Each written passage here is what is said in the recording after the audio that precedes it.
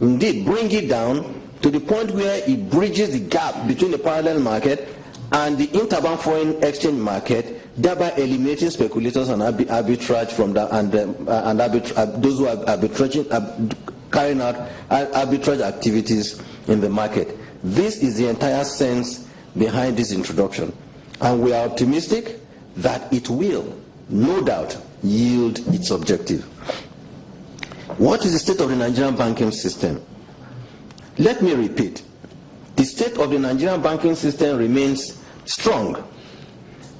Naturally, when economies face global shocks like the entire world economy is facing today, financial institutions will have their own share of that scratch. No doubt, there has been weakening in terms of capital adequacy, there has been weakening in liquidity, and there has been indeed weakening even in the NPL, but not to the extent that it creates any panic or worry to anybody, any stakeholder in the Nigerian banking industry. So I see this opportunity to say that the strategic health of the Nigerian banking or Nigerian financial system remains strong at this time. There is no need for anybody to begin to panic or worry that any bank is in distress. We took certain actions about the activities or to express our unhappiness over the, I would say, misdemeanor in the activities of certain board and management members of a bank. And doing that does not mean that that bank is distressed. Second, let me say that since 2009, the central bank had always come out to say very boldly that no Nigerian depositor or no depositor of a Nigerian bank will lose its deposit. And we've stood by that to the extent that at a point the central bank even issued guarantees in favor of any depositor or at the interbank market to say, look, we will not allow anybody to lose its money, and that has remained the same. And those guarantees indeed has not crystallized since 2010. But what the central bank will continue to do is to monitor the Nigerian banking system, monitor the activities of directors, monitor the activities of shareholders, monitor the activities of members of management of the Nigerian banks. And when we find that we are not happy with the dealings or activities, or some directors or shareholders have undermined their positions to the detriment of that bank, we will take action by removing that management. We will take action by removing the director. We will take action against that shareholder to see to it that he does not, by his activities or her activities, does not precipitate a distress in that bank.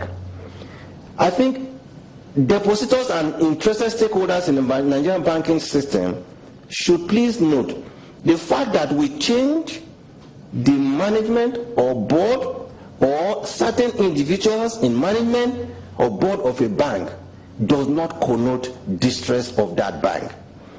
Depositors of banks are please endure. We appeal to you, go about your business. You will not lose your deposits in any bank. I repeat, the strategic health of the Nigerian banking system remains strong. But we would, I repeat again, take action against individuals, whether in management, in the board, or shareholders of banks who by their activities undermine the success of that bank. But this does not, should not by any means connote that that bank is distressed. Have we noticed the return of FPIs in the banking, in the FX market? My answer is yes. Yeah, it's all foreign exchange inflows and all that. My answer is yes. When it took us 3 weeks from announcement in May to June 20th to take a decision to release the guidelines, that process was extremely painstaking for us. And we said we would like to come up with a document that will be adjudged by every person to be a sound document. And we are very, very delighted at CBN that to date, nobody has faulted the content of that document. I mean the guidelines that we released. Implementation will have a few ups and downs, but I know in the course of time, we will get it right. But what is important is that, I repeat, we came up and introduced the spot, the forward, and the OTC. We brought in an innovation in the OTC futures, where we are saying that if you are worried about volatility, that we provide you with FX futures that will reduce or completely eliminate volatilities for you, and you can be sure that you can procure foreign exchange at a rate that you predetermine in your mind, and that you can go into the foreign exchange market and procure your foreign exchange as you need or as you desire. That is a novel idea, and it is being embraced. The volumes that we see is encouraging, and I am very optimistic that we're in the right direction. Are there plans to review the 41 items? We have always said that the reason we introduced the restriction on foreign exchange in Nigerian foreign exchange market for the 41 items is because we are convinced that these items can be produced in Nigeria. And because of the shortage of foreign exchange to service the needs of everybody, knowing fully well that our revenues in foreign exchange has declined quite drastically, we thought that we should limit access to foreign exchange in Nigerian foreign exchange to these 41 items. And I'm happy to say that it is yielding results. I'm sure the world, Nigerians, have seen the success of the Central Bank Anchor Borrower Program on rice. We are extending that to tomatoes, to other agricultural produce where we feel we have comparative advantage. So whether we will review or not, in the course of time, if there's a need to review, again, I don't have a position yet, we will.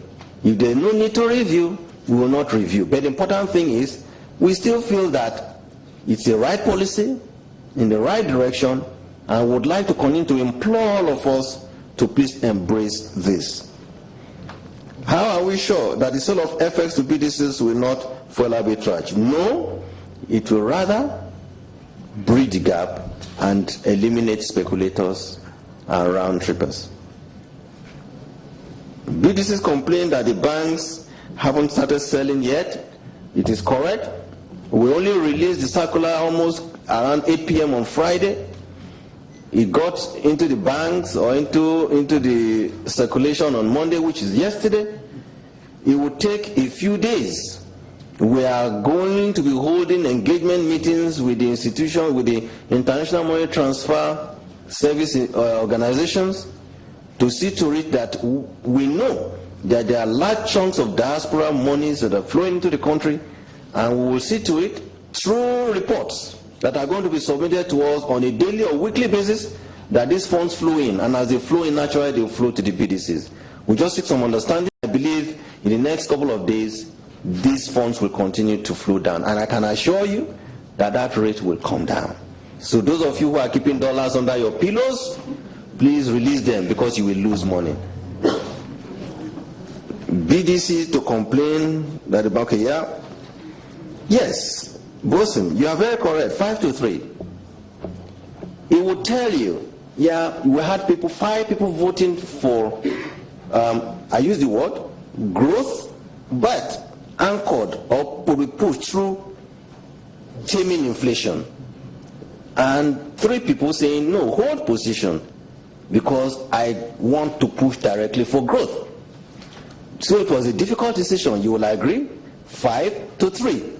So which means we all have the same objectives in mind, but we're just thinking through what avenues should we pursue this objective. I'm telling you, growth is uppermost in the mind of everybody, including us, including both those who voted to hold or those who voted to say tame inflation and through the process achieve growth, have the same objective in mind. What is important is that we all want to work together to ensure that will put in place policies that will ultimately lead us in a path of growth and economic recovery. Thank you very much.